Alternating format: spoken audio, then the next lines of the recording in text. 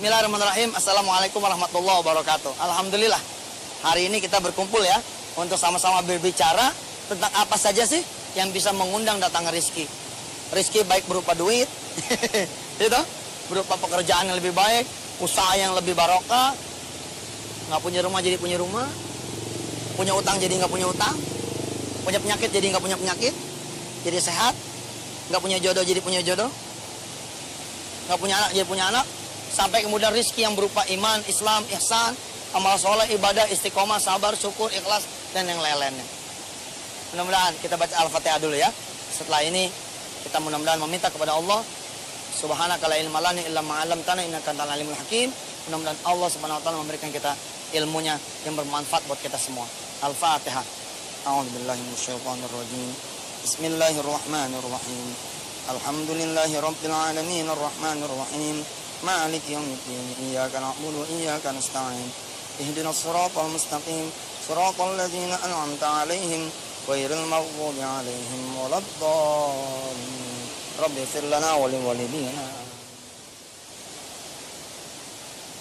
Ya, yang mengalirkan rizki ya Maya adalah Allah Subhanahu wa taala. Yang mengalirkan air ini juga. Ya, yang mengeringkan air ini, yang mengalirkan adalah Allah. Termasuk rezeki kita juga adalah Allah ya. Kalau kemudian kita mau rezeki kita banyak, ya kita dawamin dah. Ya, apa saja yang bisa membuat rezeki kita menjadi dimudahkan oleh Allah Subhanahu wa taala. Kayak waqiah. Ya, baca 2 kali 1 hari. Pagi ya, ba'da subuh. Terus ba'da asar. 1 kali lagi ba'da asar. Terus apa lagi kira-kira yang bisa bikin rezeki jadi banyak? Ya Fattah ya Razak. Ya Fattah ya Razak. Itu dibaca berapa kali? 11 Di pesantren berapa kali? 11, 5 kali baca. 11 kali. Ya, 3 kali lah minimal ya. Kalau memang mau agak banyak lagi rezekinya, ya baca yang lebih banyak. 33 kali, 111 kali. Walaupun angka ini tidak mengikat. Ya supaya tidak jadi bid'ah, angka ini ya boleh tidak ditetapkan, boleh ganti-ganti kapan-kapan baca 3 kali, kapan-kapan baca 11 kali. Tapi sebagai latihan, sebagai kebiasaan boleh juga. Bacalah 11 kali ba'da sholat, ya Fattah ya Razak. Kita panggil nama-nama Allah. Ya kalau Allah udah kita panggil dengan namanya kan, walillahil asmaul husna. Buat Allah itu nama-nama Allah yang baik.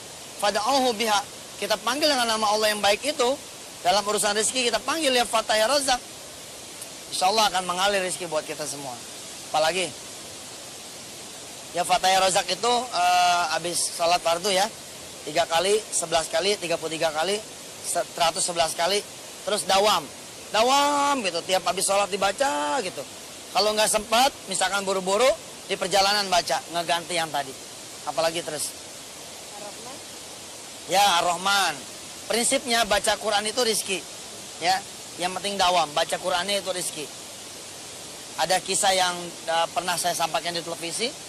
Ada seorang ibu baca waqiah asal habis subuh, habis asar, Ar-Rahman habis duha, Yasin habis isya, terus Tabarok menjelang tidur. Masya Allah, dia dawamin. Tiba-tiba ada orang ngebeliin minta dia ngebeli kemiri. Jadi nitip ke dia duit untuk beli kemiri. Nilainya sampai 388 juta setiap minggunya. Atau 1 bulannya sekitar 1,5 miliar rupiah, Masya Allah. Ketika ketemu saya dan istri di mana? Di Gorontalo tanggal 1 Januari 2011. Orang ini Masya Allah sudah pakai kontainer ngirim kemirinya, Masya Allah. Ya baca Quran itu adalah juga termasuk yang mengundang datangnya rezeki. Apalagi yang biasa diamalin apa coba?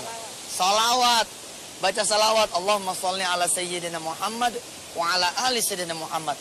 Itu juga bakal mengundang datangnya rezeki banyak betul.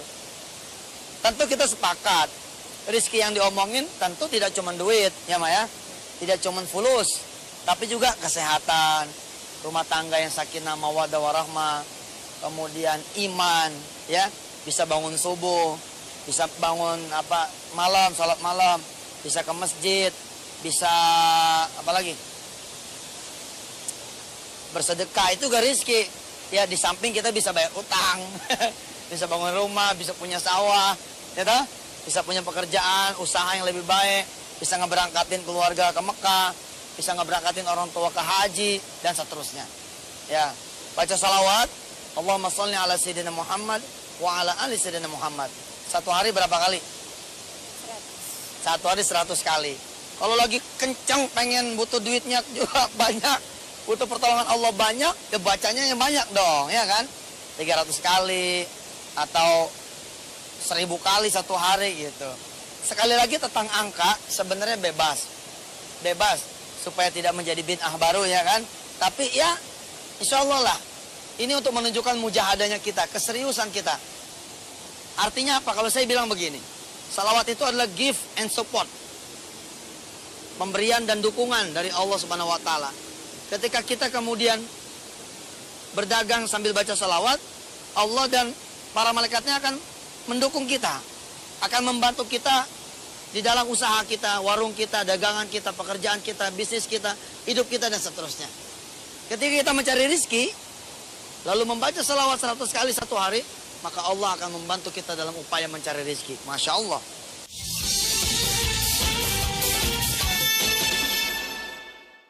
Apalagi, coba waqiah 2 kali, habis subuh, habis asar.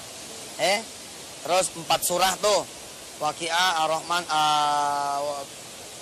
Al-Mulk, Yasin. Ya, satu hari digeber terus. Sambil juga baca Quran yang lain-lainnya dikhatamin tuh. Ya, satu hari selembar, sampai khatam 3 tahun, 4 tahun gitu. Terus apa lagi? Ayo. Amalan kita sehari-hari. Sedekah. Sedekah. Itu sedekah juga tuh, waduh, ngundang rezekinya Masya Allah. Udahlah, jalan rezeki itu Allah yang punya. Jalan rezeki itu Allah yang punya. Rezeki juga Allah yang punya. Kalau Allah sudah tunjukin jalannya, insya Allah, maka jalan itu akan terbuka gitu buat kita lebar-lebar. Bapak punya pengalaman, ada sahabat ya namanya Pak Amin namanya. Beliau ini susah, terpuruk, jatuh, nyungsep. Kalau bahasa dia tuh tengkurap, agak bisa telentang, gak bisa bangun lagi. Suatu saat, kemudian ketemu saya atas izin Allah tahun 2007, sholat asar. Ini berdirinya jauh-jauh melulu sih, deketan apa? Itu sholat asar dia, sholat asar, ada papa di situ, lalu diminta doa. Konon beliau bilang ada nasihat dari papa yang dia ikutin, yakni ngasih makan, sedekah segala macam dah. Dalam keadaan dia susah, dia menjual barang-barangnya, mengeluarkan tabungan yang tinggal sedikit-dikitnya itu, lalu dia bagiin terus. Subhanallah mah, apa yang terjadi? Tetap susah. Tetap susah, akan begini aja, enggak begini. Tapi dia bilang, saya sabarin Ustadz, saya yakin Allah bakal datang. Saya nggak mau putus asa, yakin Allah bakalan datang. Terus itu dipelihara terus, sambil dikencengin bangun malamnya, dikencengin sholat duhanya. Apa bahasanya Pak Amin kepada Ustadz, kepada saya? Bahasa dia begini, saya kok merasa diundang lebih dalam lagi kepada Allah. Saya merasa diundang lebih dalam lagi untuk menuju kepada Allah. Saya diundang sepertinya dengan tidak langsung diberikan balasan sedekah, untuk lebih giat lagi beribadah kepada Allah. Hebat sekali. Apa yang terjadi? Beberapa waktu kemudian, nggak kenal sama orang kaya, nggak kenal sama konglomerat, nggak kenal sama yang kira-kira bakalan nolong gitu, kecuali dia kenalnya sama Allah. Allah yang perkenalkan sama dia. Allah perkenalkan sama Pak Amin. Apa yang diperkenalkan oleh Allah? Seorang pengusaha billboard yang punya sekian titik unit, lalu si pengusaha billboard ini mempercayakan pembangunan 19 jembatan penyeberangan orang kepada Pak Amin ini. Jadi ada 19 JPO, jembatan penyeberangan orang, diserahkan pengerjaannya kepada Pak Amin dengan uang muka 1,5 miliar. Subhanallah. Dia ngebagi, yang lucu nih, dia ngebagi kepada 19 masjid. Karena cuma segitu dapat jatahnya. Dapatnya berapa coba? 19 jembatan penyeberangan. Dengan order 19 miliar. Subhanallah. Dia dapat untung 3 miliar. Sejak itu dia cerita jadi doyan sedekah. Papat sedekah. Subhanallah. Kalau saat ini ya jemaah semua yang dirahmati Allah pengen rezeki banyak, berkorban. Berkorban. Punya motor, ambil BPKB-nya. Berangkat ke showroom. Berangkat ke dealer motor. Lalu kemudian sedekahin. Betul tuh. Redo lah, redo sedikit, redo sebentar, nggak punya motor. Punya gaji bulan depan, nggak usah takut. Langsung bilang sama Allah, baik, bulan depan saya nggak akan ambil duit gaji saya. Buat Allah saja. Bulan depan nggak punya gaji lagi. Nggak apa-apa, bulan depan juga belum terjadi kan. Tapi kalau kita niat bulan depan gaji buat Allah, insya Allah mulai bulan ini, Allah Ta'ala akan memberikan kita rizki yang banyak. Sehingga bulan depan, walaupun gaji tetap kita kasih kepada Allah, kita nggak bakal nggak makan. Kita tetap akan makan dan tetap akan mendapatkan barokah dalam bentuk banyak rizki. Lebih banyak lagi daripada hari-hari sebelumnya. Kalau saudara para pekerja mau menafkahkan sebulan tabungan yang udah disimpan setiap bulan, maka Allah akan menaikkan derajat dan karir 10 tahun lebih cepat daripada karir biasa yang saudara tempuh. Akan melewati karirnya orang-orang yang sekolah, akan melewati karirnya orang-orang yang dekat sama bos, akan melewati karirnya orang-orang yang cemerlang di bidangnya. Kenapa? Karena saudara dekat sama Allah Subhanahu wa taala. Masya Allah, ada lompatan. Saudara tukang gado-gado, tukang nasi uduk, tukang bubur, tukang apa lagi? Nasi goreng, tukang pecel lele, tukang apa lagi? Soto, terus toprak, terus bakso, terus mie ayam, terus somai. Sebutin semua tukang makan. Coba jajal sama Allah. Ya Allah, hari ini saya dagang, hasilnya untuk engkau. Wow, ketika kita bisa dagang hari ini untuk Allah, Allah akan memberikan kita keuntungan 30 hari, walaupun kita berdagangnya cuma sehari. Dari mana aja pokoknya, ada yang lupa nggak ngambil kembalian. Kalau itu haram, nggak boleh ya. Kita mesti sedekahin lagi. Tapi pokoknya ada aja rezeki pokoknya. Insya Allah yang lebih gede daripada untung 30 hari. Kenapa? Karena gaji seharinya diserahkan kepada Allah. Kalau Allah lagi berkenan, dia balas 700 kali gimana? Masya Allah. Sedekah, punya cincin. Cincin ini kan nggak bisa nganterin, ya? Mana cincin? Apa? Mana? Nggak ada. Oh, nggak ada. Kalau punya cincin, terus belum pergi haji, belum ke Mekah, belum kena suci, copot. Cincin ini tidak bisa mengantarkan saudara pergi ke Mekah. Kalau cuma dipakai, ditaruh di lemari, nggak bisa. Tapi kalau saudara kemudian beri kepada Allah, cincin ini akan menunggu saudara di Mekah. Saudara akan bisa beli cincin yang lebih gede lagi. Nih, serenceng sampai sini kalau perlu.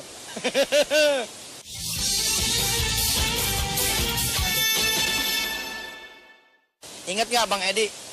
Bang Edi yang suka batu-batu nyuci mobil.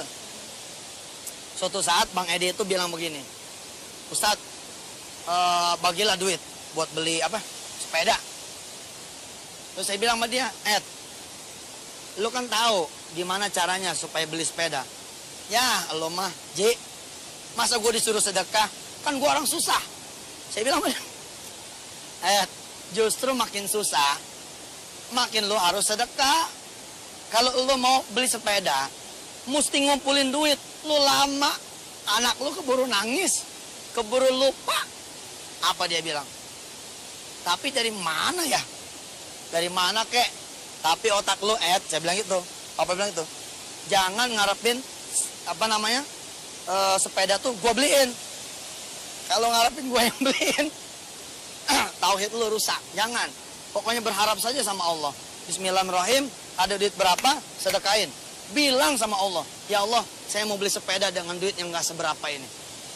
Edi waktu itu, Bang Edi, itu sedekah tuh. 30.000 kalau dia salah. Begitu dia sedekah 30.000, Masya Allah. Dia kan bukan tukang pijit, tapi bisa mijit. Diundang mijit sama orang Darussalam. Jadi ini kampung Ketabang. Di sini nih ada komplek namanya Darussalam. Diundang sama orang komplek. Apa kata orang komplek?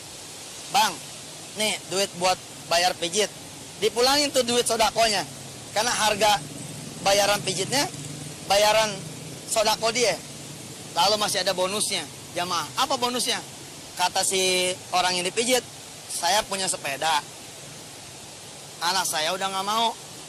Kalau emang mau, bawa lagi dah. Langsung dibawa. Dia bilang sama saya, Tat, nih gue beli sepeda cuma 30.000. Subhanallah. Nah jadi mah, kalau jamaah semua, saudara-saudara semua, dan ya kita lah ya, kepengen dapat sesuatu yang lebih baik, tidak ada salahnya kita berharap pada Allah.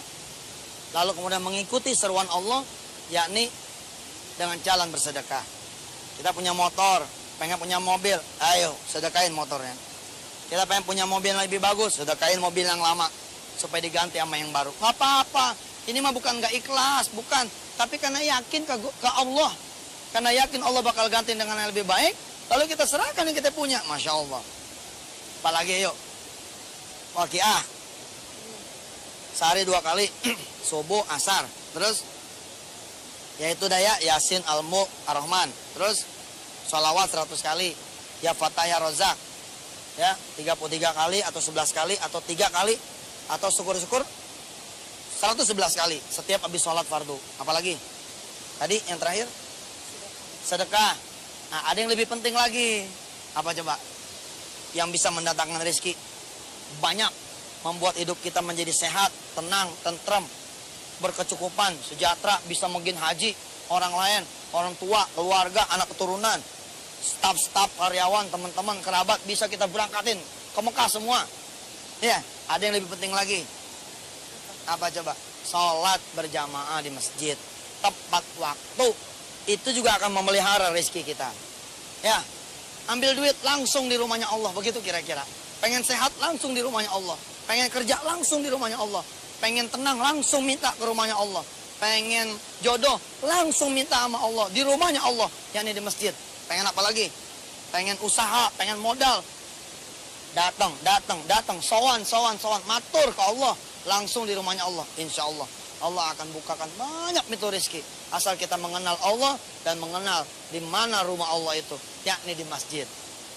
Jadi amal soleh yang tadi kita sebut tuh, kalau kemudian saudara tidak menjaga sholat 5 waktu, tepat waktu, berjamaah, syukur-syukur ya, ada qobliyah ba'diyah, ada tahajudnya, ada duhanya, dan dilaksanakan rapat gitu, rapat dawam gitu, terus menerus istiqomah, mujahadah. Yakin saya, persoalan rezeki bukan lagi menjadi persoalan buat saudara, karena sudah diserahkan kepada Allah Subhanahu Wa Taala. Ala kulli hal, apapun yang saudara lakukan tadi, insya Allah karena Allah. Walaupun kita meminta kepada Allah dunianya. Saran saya, saran istri saya, dan saran kami semua, jangan cuma minta dunia, minta juga akhiratnya. Minta ampunan Allah, minta kasih sayang Allah, minta apalagi hidayah Allah, minta taufik dari Allah, minta pembebasan dari api neraka, minta husnul khatimah, minta dihapus sisa kubur, minta ditutup api neraka, minta dibuka pintu sorga buat kita, buat orang tua kita, buat keluarga kita, buat anak turunan kita, buat bangsa ini, buat negeri ini, buat umat Nabi Muhammad SAW. Ilaliko, mudah-mudahan Allah Subhanahu Wa Taala membanyakan rezeki saudara semua. A'udzubillahi minasyaitonirrajim. Bismillahirrahmanirrahim. Allahumma shalli ala sayyidina Muhammad wa ala ali sayyidina Muhammad. Allahumma inna nash'adu bi annaka antallah la ilaha illallah wa anta khairur raziqin. Allahumma inna nas'aluka rizqa. Allahumma inna nas'aluka al-huda wat tuqa wal afafa wal ghina. Allahumma inna nas'aluka mujibati rahmatik wa azaima maghfiratik wal ghanimata min kulli birri was salamata min kulli itsmin la tad'a lana dhanban illa ghafarta wa la hamman illa farajta wa la hajatan illa qadaitaha ya arhamar rahimin irhamna. Allahumma kfina bihalalikan haramik wa aghnina bi fadlika amman siwak. La ilaha illallahul azimul halim, la ilaha illallah rabbul arsyil azim, la ilaha illallah rabbus samawati wa rabbul ardi wa rabbul arsyil karim. Subhanal munaffisi an kulli madyun, subhanal mufarriji an kulli mahzun, subhana man kana amru bainal kafi wan nun, subhana man idza arada syai'an ay yaqula lahu kun fayakun, fa subhanalladzi bi yadihi malakutu kulli syai'in wa ilaihi turja'un. Ya mufarrijal humum, ya hayyu ya qayyum, nas'alukal khair bi yadikal khair wa huwa ala kulli syai'in qadir. Rabbi ighfir warham wa anta khairur rahimin. Wa sallallahu ala sayyidina Muhammadin wa ala alihi wa sahbihi wasallam walhamdulillahi rabbil alamin. Sallallahu alaihi Muhammad. Hadanallahu iyyakum ajma'in.